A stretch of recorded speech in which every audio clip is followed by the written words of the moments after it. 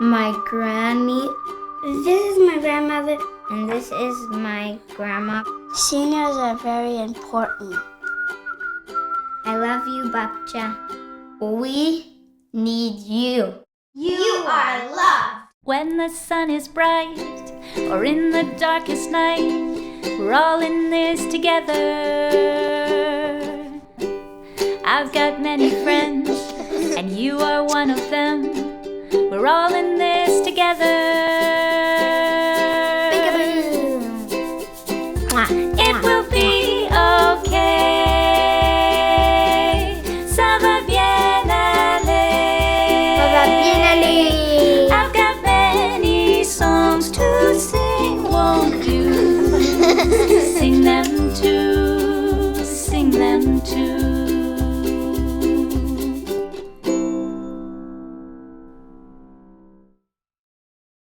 Hi, my name is Susan Semenak. Welcome to my kitchen. For this episode, we're making jam.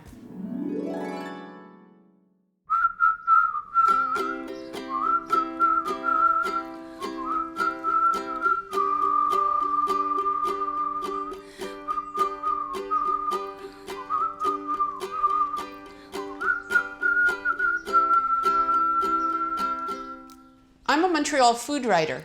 I've written 2 cookbooks and written for magazines and newspapers, but I think I'm an artist at heart, and where I find my inspiration and my creativity is in the kitchen and in the garden. Come on in. So my mission as a food writer is to make things simple, and as a jam maker, I want everybody to make jam. So today, I'm going to take the fear out of making jam by showing you a really quick, easy, foolproof jam. It's strawberry rhubarb jam. No pectin, no hot water baths, just fruit and sugar and a few secret ingredients. Watch, you're gonna love it and you're gonna wanna make jam. The way I came to love jam is by taking it down many notches. I still remember when my mother would make jam in our kitchen when I was a kid. The whole house would smell of fruit and sugar and spices. The kitchen would be just overtaken by jars and vats of boiling water. Kitchen floor would get sticky because there's fruit juices. But it seemed intimidating because she would make dozens and dozens of jams at the same time. So I didn't really make jam for a long time. I thought maybe one day I will, and then I never did. I met a friend, Suzanne Spahi, and she's a mosaic artist, as am I. She's of Egyptian origin, and she invited me over to her house in Mile X one day, and we spent an afternoon in her kitchen making jam. And it was a whole other story.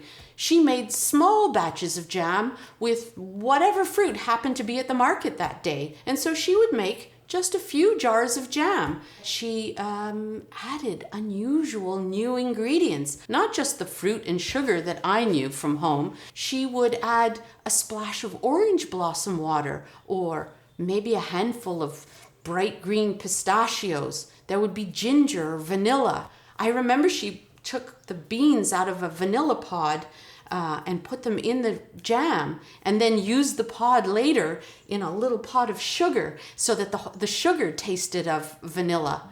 That one afternoon with Suzanne Spahi changed my jam making life. It actually started me on a whole new adventure into jam making, and that seemed so accessible. I have to say that jam has become a part of who I am.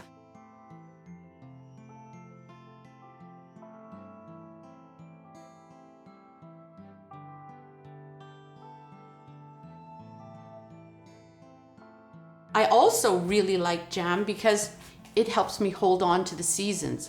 I know what point in the spring or summer it is. I don't need a calendar. I could tell by the kind of jam I'm making.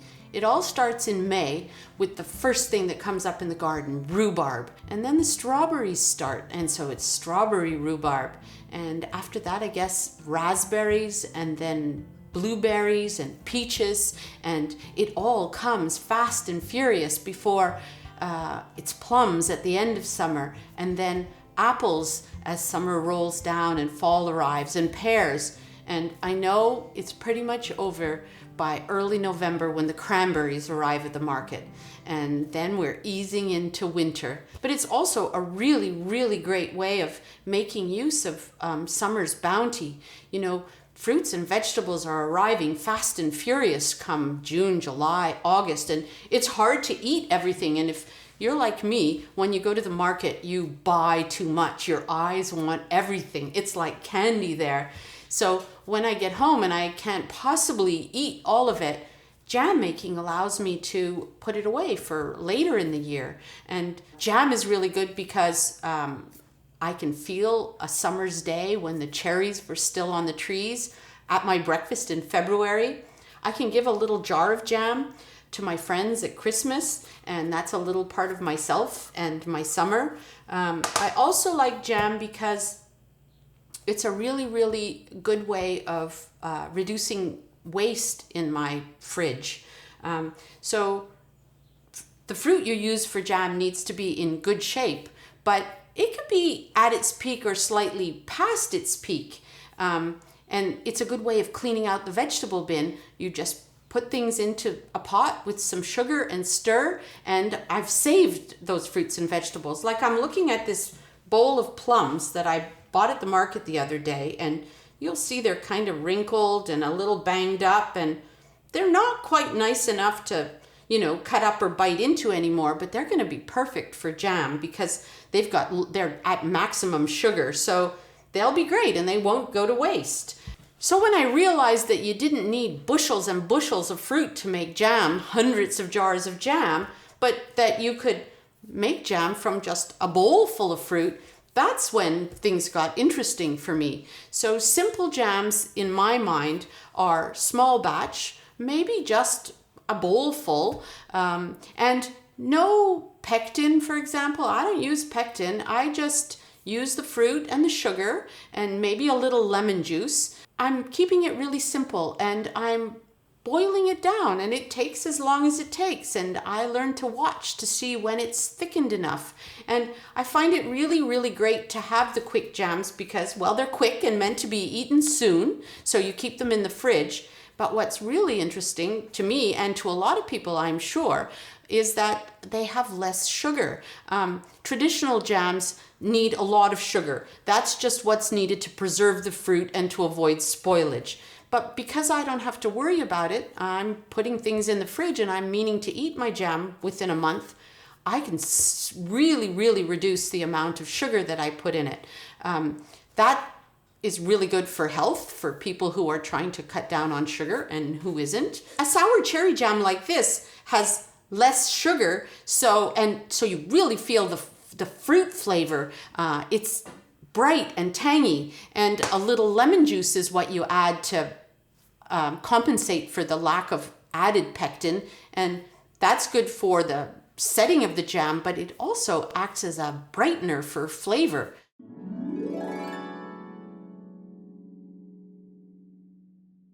So for making simple small batch jams, you don't need a whole big kit of fancy tools and equipment, but there are a few utensils, a few tools you really want to have to make the job go smoothly. We'll start with the pot. Here's my tried and true Le Creuset. Maybe you don't have one quite this big, but you want your pot to have a big wide opening because that favors evaporation.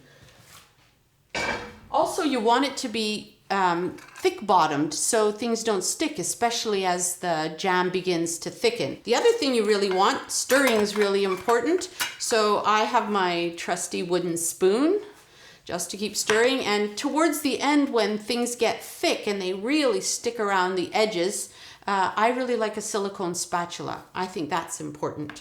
The other thing I use in jam making is a potato masher. Just because it helps me to mash up the fruit to get a nice consistency. So any kind of potato masher. What else? Oh, so you'll notice that as the fruit and sugar start to boil, a foam rises to the top, and that foam feels like it's going to take over the world. But you can manage it by skimming off. That's just the impurities from the fruit. So I like a skimmer, like the one I use for my soup. They come in bigger sizes or small one. If you're like me and cherry jam is your favorite, you really want to discover this cherry pitter. It's good for cherries and olives, but it makes fast work of getting rid of the cherry pits. This is one of my favorite kitchen tools, and I use it for jam making. It's a microplane, and I think lemon is like one of jam's best friends. Citrus is really great, but I don't want chunky bits in my jam, so I use a microplane, a zester, to get really nice fine shavings of citrus. What else do I use? Oh, a wide mouth funnel is a really good investment in the kitchen, not just for jam making, but it helps keep things tidy. You know, when you're transferring the jam to the jar, things get messy, and you can avoid that by just having a nice wide mouth funnel that fits in the jar. And then there's less cleanup and less worry that jam's going to get stuck around the rim where bacteria can start. I would also recommend that you have a nice clean cloth handy for wiping the edges of the jars. That helps to prevent bacteria entering before you close things up. Couple of saucers, and at the beginning of jam making, you want to stash them in the freezer because that's how we're going to test for the setting point. I don't usually use this, but if you have a candy thermometer in your house, it's a good way of checking when the jam's ready. I don't use it. I follow other cues. We'll talk about those. The last thing I would suggest is a roll of painter's tape, which is a really handy thing to have in the kitchen because I use it to put a little label on my jars. You see, like I've done here. So it helps you keep track of what's in your fridge.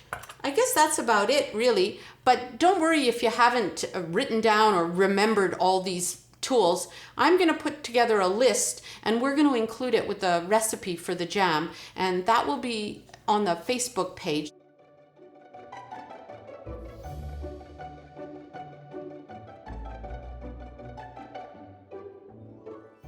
One of the most important things before starting jam making is to have a nice clean surface. So I'm always sure that I've tidied up my counter, that my wooden cutting board is good and clean, soapy water, and that my jars, so I'm not sterilizing my jars, you know, in a hot water bath, but I've run them through the dishwasher, and I'm making sure that they're really, really clean because I want things to be as bacteria free as possible. That's why I wipe the edges of the rims. The other thing that I'm really conscious of is leaving a little space at the bottom so none of the jam comes into contact with the lid.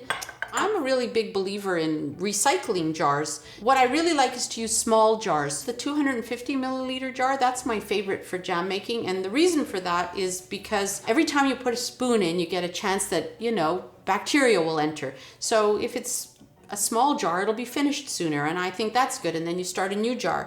I also like small jars because I can give them as gifts. It's a nice format for gift giving.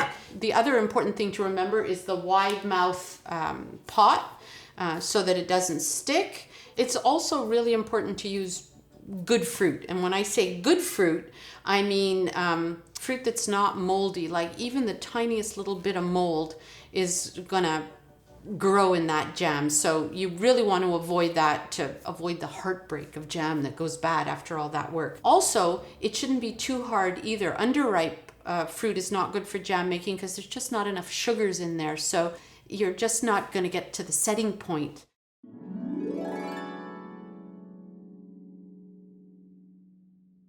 So today we're going to make one of my favorite jams. It's strawberry rhubarb jam. I guess it's my favorite because it's one of the first jams I make in the season. It's also really, really simple, and there's something nice about the way the tartness of the rhubarb and the sweetness of the strawberries come together. Again, you want to have really nice strawberries, ripe but not overripe, and rhubarb cut up into uniform pieces.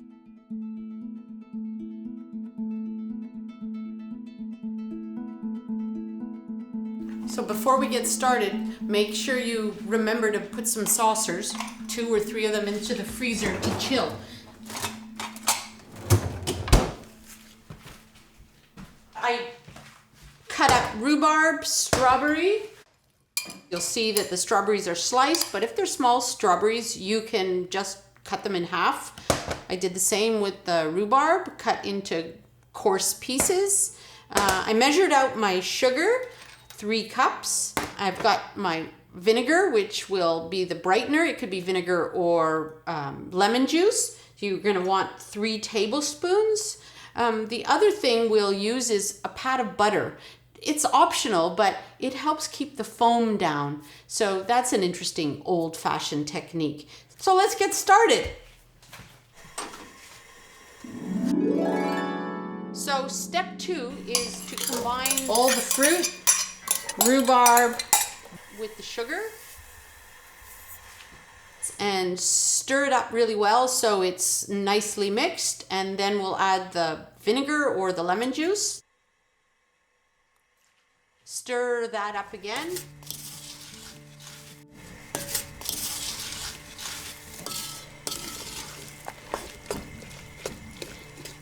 Making jam is a form of meditation. It makes me slow down.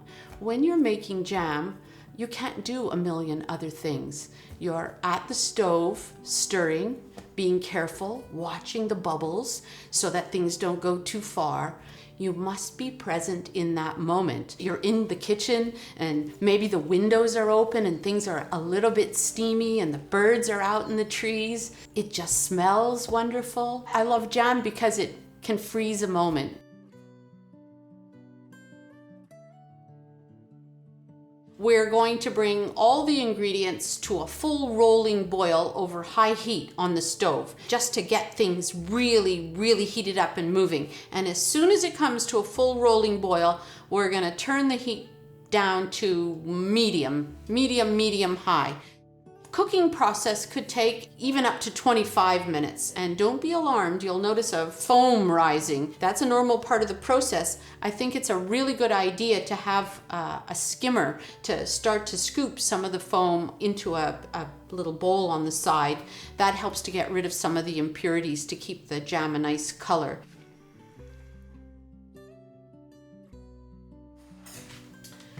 This is optional, but I really think that it helps to keep the foam under control, and you'll notice that after, a few seconds, the foam will subside. Put it up a little. Now we're cooking. We've reduced the heat to medium or so, and now we're stirring and stirring.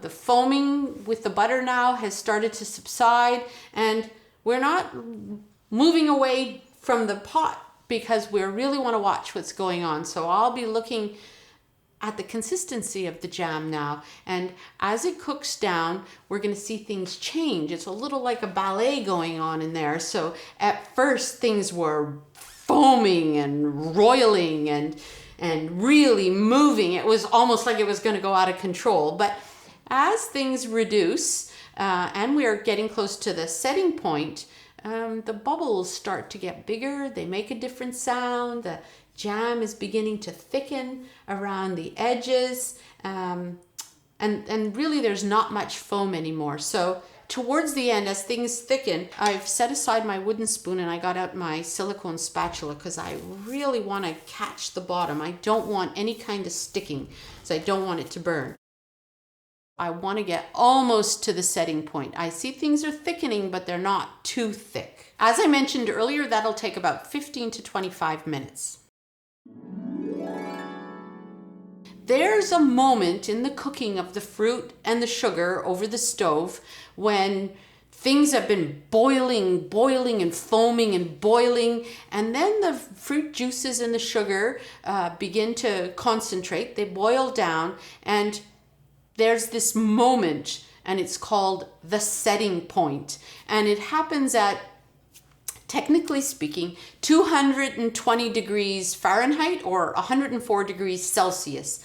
And that's the moment at which the liquids, when placed in the fridge or when cooled, will get that jamminess. And if you don't get to the setting point, the jam never really, it's always a bit too syrupy. which is okay. It's more like preserves, but jam wants to be a little set.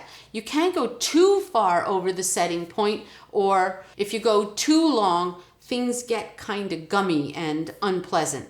So you want to find yourself at the setting point. The way to tell is to do something called the wrinkle test. I love the name of that, the wrinkle test.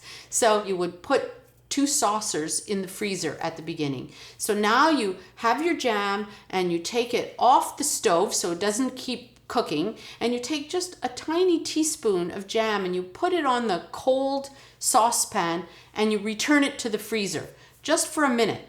And then you put your finger through the jam, and if your finger leaves a trail and it's not runny anymore, it doesn't kind of close up and the surface of the jam gets a little wrinkly, then you know it's set. Okay, we're ready for the wrinkle test. We're going to check if we're at the setting point. You know you're ready for the wrinkle test when you've been observing the jam and you could see that it's thickening, not too thick, but starting to thicken, and the bubbles have subsided and things are looking, well, kind of jammy. That's the point at which you're going to take the pot of jam off the stove so it doesn't keep cooking, and take out one of those chilled saucers that you put in there right at the beginning. So you take a tiny teaspoon of jam and you drop it onto the saucer, and then you put the saucer back in the freezer just for a minute or so.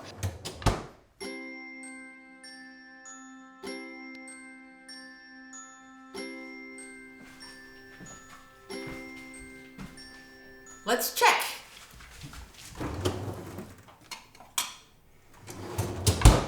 Here's the wrinkle test. I'm going to just push my finger through the jam.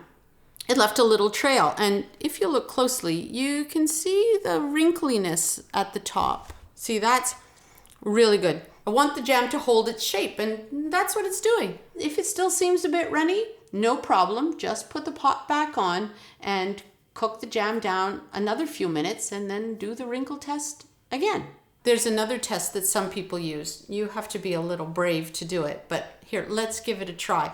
It's the upside down saucer test. If you invert the saucer and the jam doesn't run to the floor and make a mess, it's ready. Okay, wish me luck. We're done!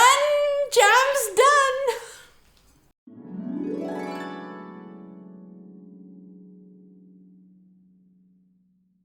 So now the moment we've all been waiting for, we're gonna fill the jam jars. So we'll do that while the jam is still hot. Oh yeah, it looks so good. Oh my God, it smells good. So the jam's still hot. That's really good because that'll help with the seal. The jars will seal better if the jam's still hot. And you'll notice I'm leaving a little bit of what they call head space.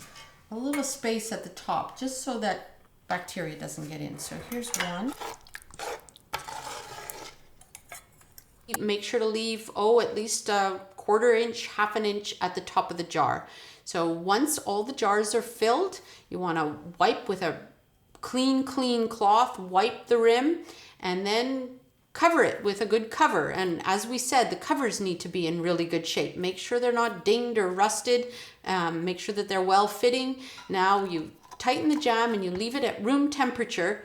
And once it's come to room temperature, off it goes into the fridge, and there you have it. So today we made a straightforward strawberry rhubarb jam, but there are lots of ways to jazz up, spice up jam. Sometimes I use cinnamon, like a cinnamon stick. Sometimes chili pepper, maybe with a peach jam, just a tiny bit, not too much. Cardamom's nice. Bay leaf is lovely. Also, liquor sometimes is nice. A liqueur or a porto. Porto with plum jam is really, really lovely. Vanilla's really nice too, with many kinds of jams. And orange blossom water adds a kind of exotic floral aroma. That's pretty nice too. Lime zest, ginger, really there's no end to the kinds of things you can put into a jam to make it sparkle. Jam is done.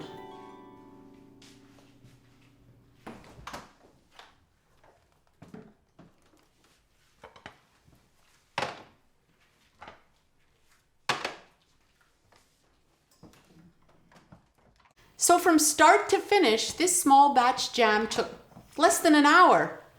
It's been so great having you here with me in my kitchen in Lachine. I hope that this episode has helped demystify jam making. I hope you're not afraid of it anymore. Please go out to the market, the supermarket, get a basket of strawberries, a bunch of rhubarb, any fruit you could find, and try it yourself. Feel the magic and enjoy your summer. Bon appétit. When the sun is bright or in the darkest night, we're all in this together. I've got many friends, and you are one of them. We're all in this together. It will be okay. Ça va bien aller. I've got many songs to sing. Won't you sing them too? I'll see you again at the rainbow's end, in fair or stormy weather. For love is like a smile that says see you in a while. We're all in this together.